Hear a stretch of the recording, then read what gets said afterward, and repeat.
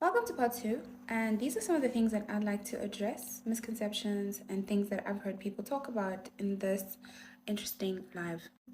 There's this underlying desire that I hear from people to villainize me because they feel like there's no other option. There's also the narrative of being bitter and the narrative of being an attention seeker. There's also this thing, put together with that whole bitter thing, almost like they want to make me out to seem like some woman who wanted something and did not get that thing in the form of money. I hear the narrative quite a lot of Mavuso coming up. It's like, please do not compare these situations because they're not the same. I'm a fully fledged artist, holds her own, very successful. I do not need anything from anyone from my past. In order for me to have been bitter, I would have had to be the one that was left, which is not the case. In actual fact, I made sure that I got away, and me speaking out was a finalization of that to say, please do not ever claim me again.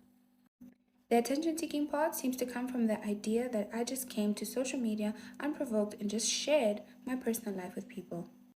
And like I've mentioned in part one, which you can go watch, I am not a person who shares easily, and I do not share my private life with just anyone.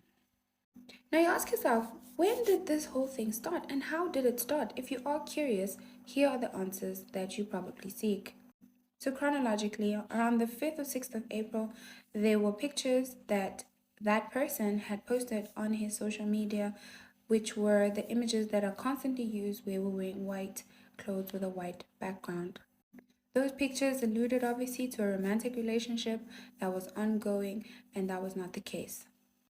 I had called the individual and I had asked what is going on, why are the pictures on social media, and he had answered and responded that he had been hacked, and I said, that is not okay with me. I am going to tell the public that we're not together, and he begged me not to, but I felt because that was my brand being tied to his, I needed to make it very clear. There had been lots of congratulations from other artists.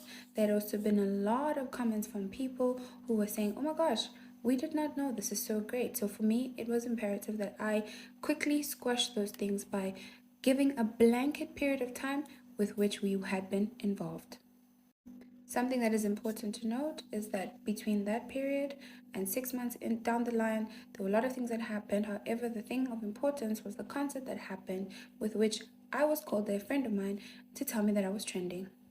Only to find, because of the pictures that had been leaked 6 months prior, people were now saying that I was a side chick, and thus I decided to tell my story.